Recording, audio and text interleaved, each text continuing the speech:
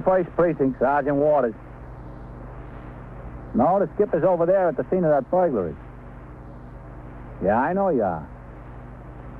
Well, what's the trouble? Oh, he is, huh? Yeah. You are in the muster room at the 21st Precinct, the nerve center. The call is coming through. You will follow the action taken pursuant to that call from this minute until the final report is written in the 124 room at the 21st Precinct. Okay. He ought to be back here within the next half hour or so. Yeah. Okay, I'll leave a message for him. 21st Precinct. It's just lines on a map of the city of New York. Most of the 173,000 people wedged into the 9/10 of a square mile between Fifth Avenue and the East River wouldn't know if you asked them that they lived or worked in the 21st. Whether they know it or not, the security of their homes, their persons, and their property is the job of the men of the 21st Precinct. The 21st. 160 patrolmen, 11 sergeants, and 4 lieutenants, of whom I'm the boss. My name is Cronin, Vincent P. Cronin. I'm captain in command of the 21st Precinct. I was doing night duty, 4 p.m. to 8 a.m. I turned out for platoon for the 12 to 8 tour at midnight and went out on patrol of the precinct. Things were quiet. At 1:35 a.m., Lieutenant Patrick Gorman was on duty as desk officer at the station house, and Sergeant William Waters sat at the telephone switchboard. The stillness was broken occasionally by the hum of the switchboard or a call over KEA, the police radio.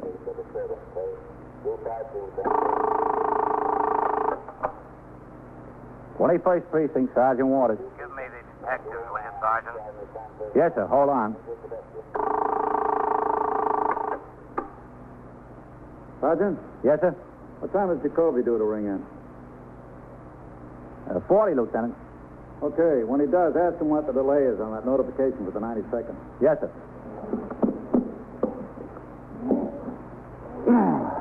This 12th stage is getting me down, Lieutenant. When do you swing?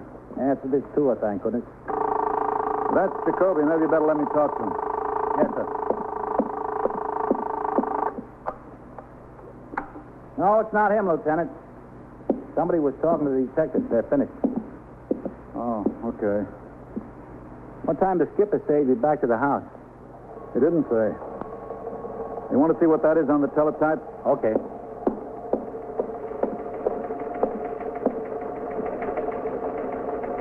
Not much, Lieutenant. An alarm on a stolen car up in the 52nd. Okay. How about a cup of coffee, Lieutenant? There's some hot back there. No, thanks. I've got a lot of stuff to write up here, and I've got to file all the cards. If that's Jacoby, do you still want to talk to him? Yes.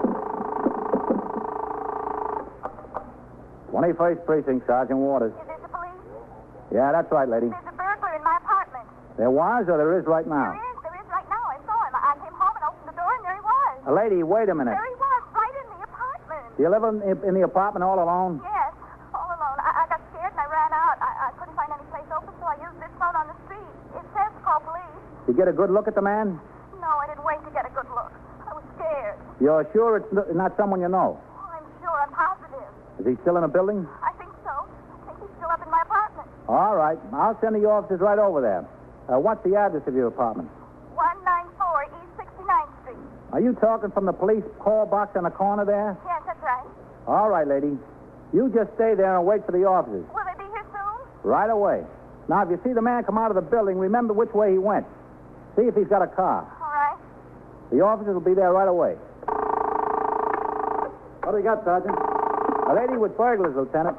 CB-18. Sergeant Waters, 21st Precinct. Sent a car to 194 East 69th. A woman rang in on a call box and said there was a prowler in her apartment. She's waiting on the street at the call box. 194 East 69th. Yeah. Okay. Lombardi. One burglar? How many does she need, Lieutenant? As soon as Sector Car number 3, Patrolman Paul Vaccaro, operator, and Patrolman William Coley, recorder, received the call, they started on a 3-block run to 194 East 69th. Following instructions in the manual of procedure, they did not sound the siren in order to approach the scene quietly and apprehend the criminal, if any. I don't see her, Coley. Maybe she's standing around the corner. Yeah, maybe. Yeah, there. There she is. You the one that called the police? Yes, that was me. See the one? Yeah. Which building is it? That one, across the street. Now, how do you know it was a burglar? Well, I had this date, and I came home, and I went upstairs, and when I got to my door, it was open. It was standing wide open, and he was in there. Uh-huh. Didn't he jump when he saw you? He didn't see me. His back was to me. Now, did you see anyone come out of the building? No, not at all. The street door locked? Yes. Give me your key, mister. Yes. All right. Which apartment is it? 2A, the second floor, right at the top of the stairs. This key fit the door upstairs, too, in case he closes it? Yes. Now, look. You better wait down here in the hall. All right. Right here. Okay, Colby? Yeah, let's go. I'll get set. She may be right. I'm set. Door's half open. Yeah. Kick it. Look in there. Anything? Nothing. How about you? Nothing here. Let's try the kitchen. Yeah, okay. The window's open. There's a fire escape. Maybe he went up there. Yeah, maybe. I'm going to take a look. Yeah, go ahead. I'll go all the way up to the roof. Yeah, I'll see what's in the hall here. Where is he? He's gone, lady. He might have gone out the back and up the fire escape. Oh, my. Now, look, you're sure you didn't see anybody come out the front door of the building, huh? No, the man who talked to me at the police station told me specifically to watch it. I was watching it. Nobody came out at all. I was standing right across the street watching it. You didn't see anyone. No one. Oh, my goodness, look what he did in here. Really made a mess, didn't he? I had some rings in the drawer. I hope he didn't find them. What do you got, Carol? Oh, burglar, Captain. She saw him in here. We got upstairs. He was gone. Window in the kitchen to a fire escape was open. Coley went up to the roof.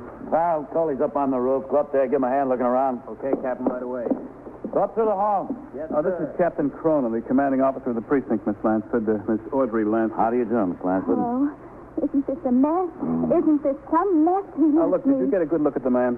I mean, could you tell anything about what he was wearing? Well, he had on a pair of dark trousers. I don't know whether they were black or gray or what, but they were dark. And a white shirt. I think it was white anyway. No jacket? Oh, I really don't know. Well, you said you saw a white shirt. You wouldn't have been able to see much of the shirt if he had a jacket on, would you? No, I guess not. I guess he didn't have a jacket on. Well, could you tell whether he was tall or short or what, you know? No, I really couldn't tell that. You couldn't give us any idea of what he looked like? No. It really impressed you, the white shirt, though. Oh, yes. Yes, that impressed me. You know how white stands out. Do you have any idea what's missing? Well, he really went through everything in my desk. That's where I keep my rings. You see that? Yeah. I had a diamond ring in that box and a gold clasp ring. Oh, my goodness.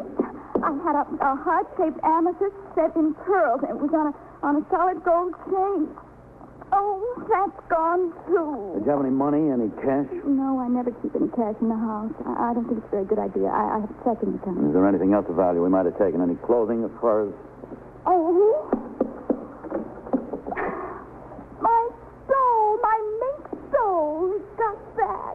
I paid $400 for it in the fall. All right. What am I going to do?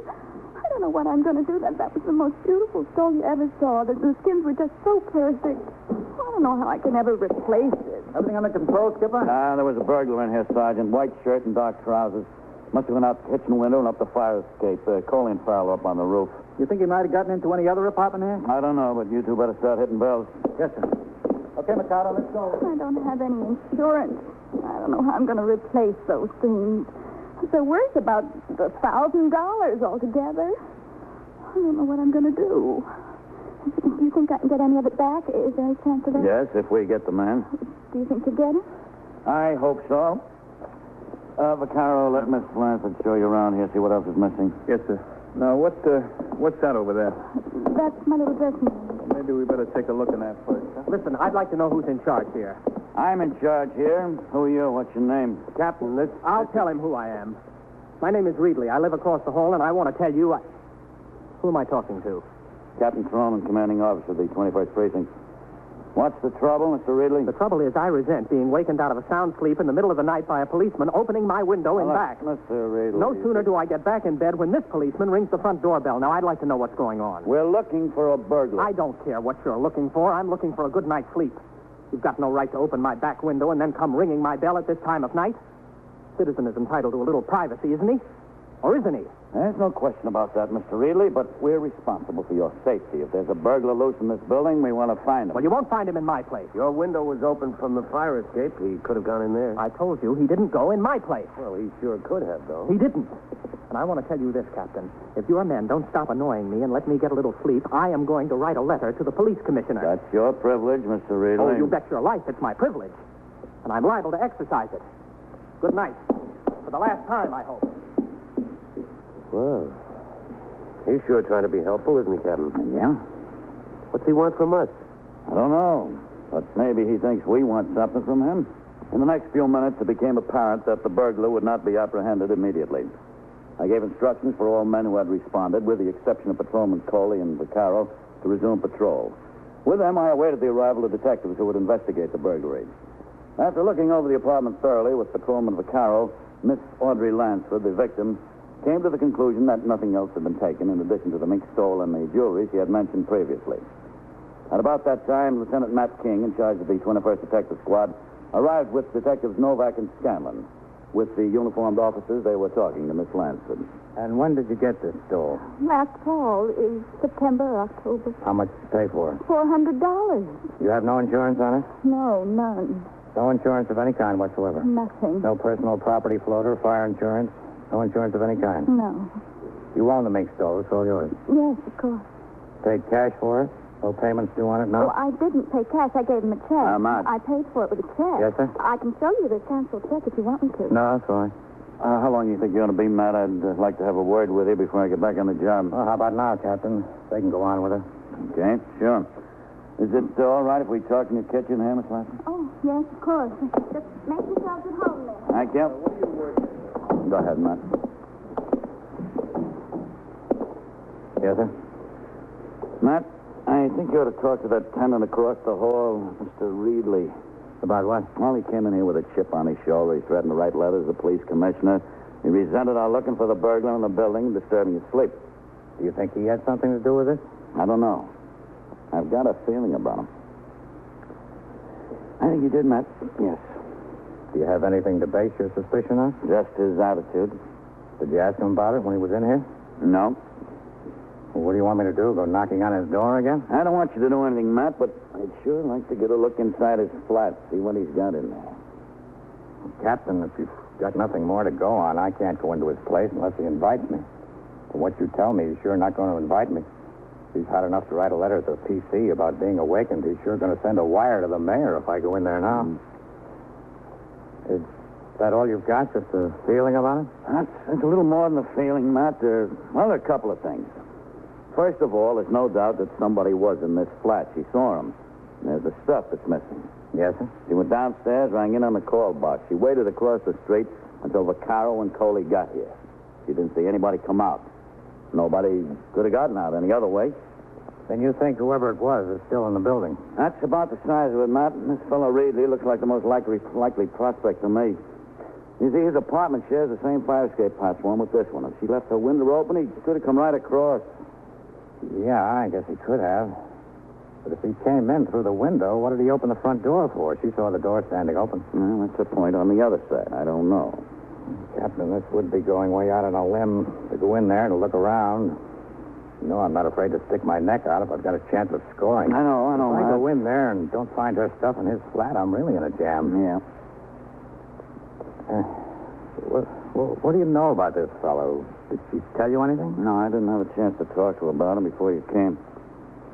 But I'm telling you, Matt, I can't shake the feeling about him. Well, sir, a feeling about him doesn't make him a burglar. No. But let's go ask her what she knows about him, huh? Okay. Sure. Well, that's about it. Dark pants and white shirt. Well, I told you I didn't get much of a look at him. His back was to the door. Miss Lansford, Yes. are you good friends with any of the other tenants in the building?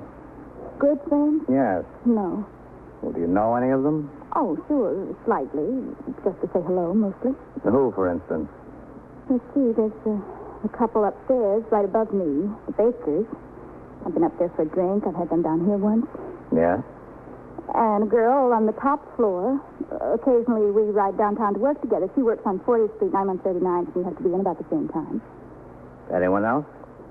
No. Who lives across the hall? Oh, Mr. Reedley. How well do you know him? Oh, just to say hello. You're not very good friends with him? Oh, no. Does he live there alone? Yes, I think so. All alone. What does he do? Do you know that? What do you mean, what does he do? For a living. What does he work at? I really don't know. He's a salesman of some kind, I think. Do you know what he sells? No, I don't. I don't know him that well. I've never asked him. You know, I meet him in the hall occasionally. He says hello, and I say hello, and that's about it. You've never been in his apartment? Of course not. You've never invited him in here? No. He's never been in here. I've never had him in here. You haven't any idea where he works? Well, I don't know whether he works much at all. He seems to be home a lot in the daytime. Oh, does he? Yes. As a matter of fact, he did me a favor once because he was home. What kind of favor is that? Well, I was expecting some furniture to be delivered. You see that little table over there, the little one with the leather top?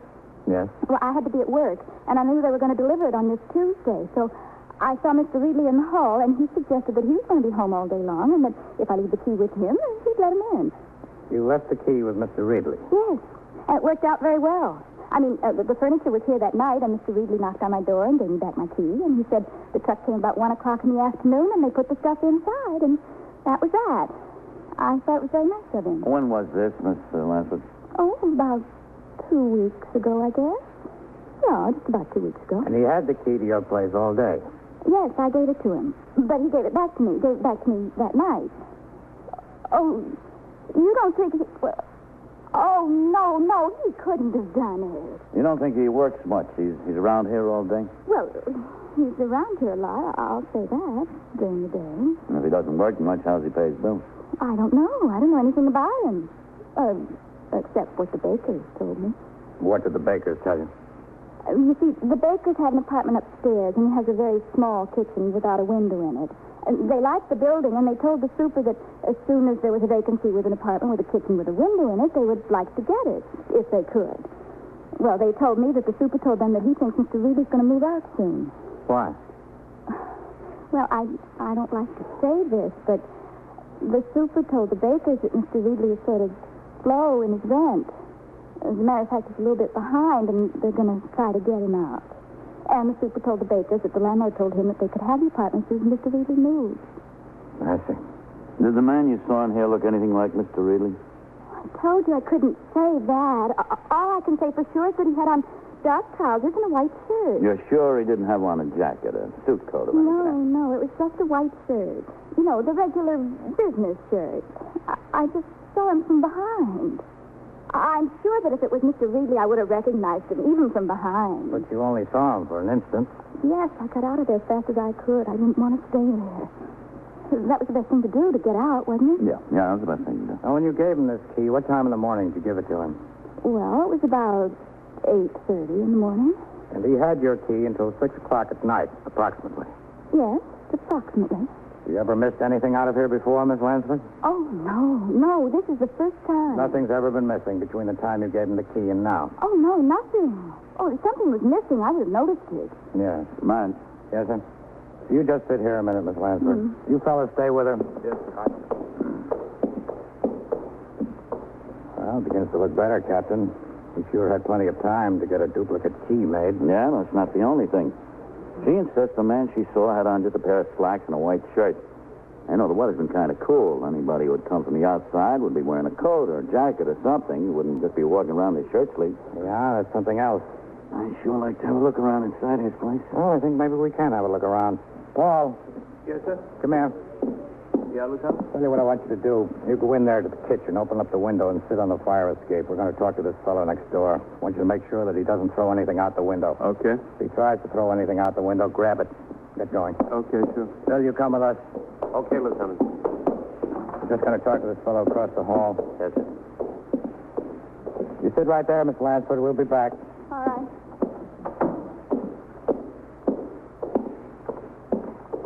Well. Think we ought to talk to the super first, Matt? Maybe get a little bit of line on the guy? Well, as long as I'm sticking my neck out, I might as well stick it out good. Bill, you stay right with us. Yes, sir. Now, listen to everything that's said. a heavy sleeper.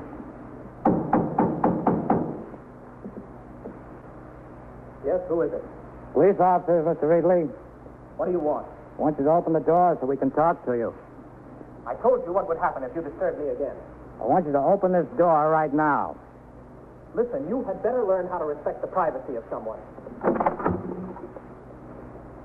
What is it you want? I want you to take the chain off the door so we can talk to you. No, it'll stay just like this. What is it you want? I'm Lieutenant King, in charge of the 21st Detective Squad. This is Captain Cronin. Yes, I've met Captain Cronin, I'm sorry to say. Take the chain off the door so we can come in and talk to you. Listen, you've got no right to come in here. I know the law. You can't come in here without a search warrant. And if you do, I'm going to sue you, and I'm going to sue the city, and I'm really going to make things tough for you, believe me. You don't know the law, Mr. Ridley. Don't tell me what I know. Under the law, we've got a right to enter a place if we have reasonable belief that there's evidence of a felony within. That's right, Mr. Ridley. That's the law. And you're accusing me of robbing her place. Is that the idea? No. We're not accusing you of that. We know for a fact that this burglar didn't get out of the building. We know he's in here someplace. We know he went out the fire escape and into one of the apartments here. All the windows from the other apartments leading off the fire escape were locked. Yours was the only one that was open. We think he may have come into your place and is hiding in there someplace in a closet. That's ridiculous. Look, this is for your own safety, Mr. Ridley. He couldn't have gone anyplace else. We're here to protect you. Now, what we want to do is come in there and take a look around. We have ample reason to believe that this burglar is hiding in your apartment. He might be in a closet. He might be under the bed. Might be any place. Your window is open. That's the only place he could have gone. I've looked around here. He's not in here. I say he is. Now, if you get hurt, we don't want that on our conscience. We've got to come in there and take a look around. No, I'm not going to let you. I'm telling you, Mr. Ridley, you take the chain off this door, I'm going to kick it in. Do you want me to do that? All I'm telling you is that you better not. I want you to close this door. Take the chain off it and open it up. Now, you do that right now. Close the door.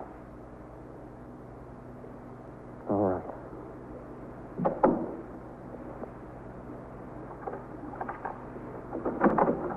This is the most ridiculous thing I ever heard of. Come on, Bill. Okay, Lieutenant. They sound ridiculous to you. What's he got in here? The living room, bedroom, kitchen, bathroom. Is that right? Yes, that's right. But I'm telling you, I'm not only going to write to the police commissioner, I'm going to sue you. I'm going to sue you good and collect. All right. Let's see if he's in this closet over here. Well, where is he? Oh, he's not in there. You can see that. What are you looking for? He might be a very small burglar, Mr. Ridley. Look under the couch there, Bill. Yeah. I don't know what you expect to find in here, but you're going to be in trouble. You're going to be in real trouble. Nothing under the couch, Lieutenant. What's this over here? The bathroom? Now, wait a minute. I'm warning you now. Captain, I demand that you stop this. I demand that you get out of here. I want you to get out of here right now. I demand that you get out. Get out. Let's see what's in the bathroom. There's nothing in the bathroom. I'm not going to let you in there. You better get out of here right now. I am going to call my lawyer. I've had enough of this. Just enough of it. I want you to step aside, Mr. Ridley. Let him in there. No, I won't. I demand that you get out of here. Look, mister, if I have to pull you aside, we're all liable to have trouble. Well, you're not going in that bathroom. Step aside, let me in there.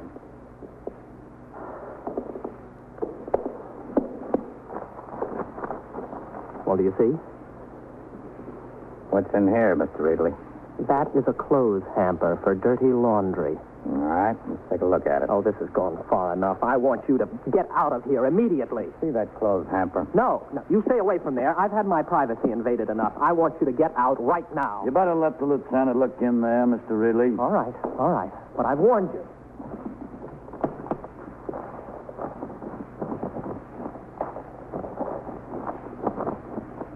Well, what did you find?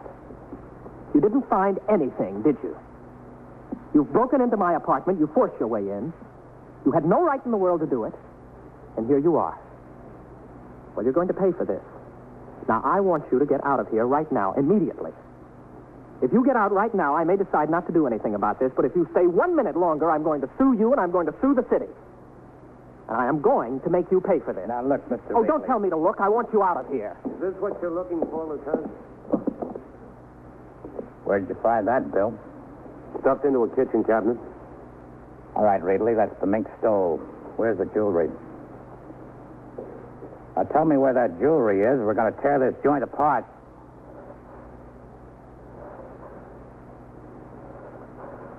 All right, it's in the coffee pot in the kitchen. In the bottom of the coffee pot. right, let's have a look. Oh, wait a minute. Look, I needed money, that's all. You know, I'm in an awful spot. I've never been in trouble before.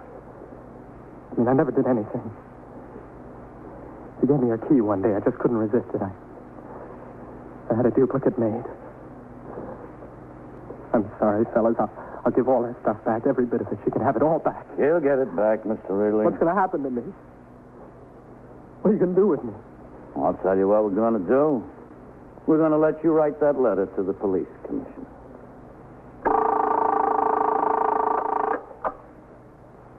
21st Precinct, Sergeant Waters. Oh, where is this? Yeah. Yeah. How many people were hurt? How many? And so it goes. 2 cars involved? Around the clock, through the week, every day, every year.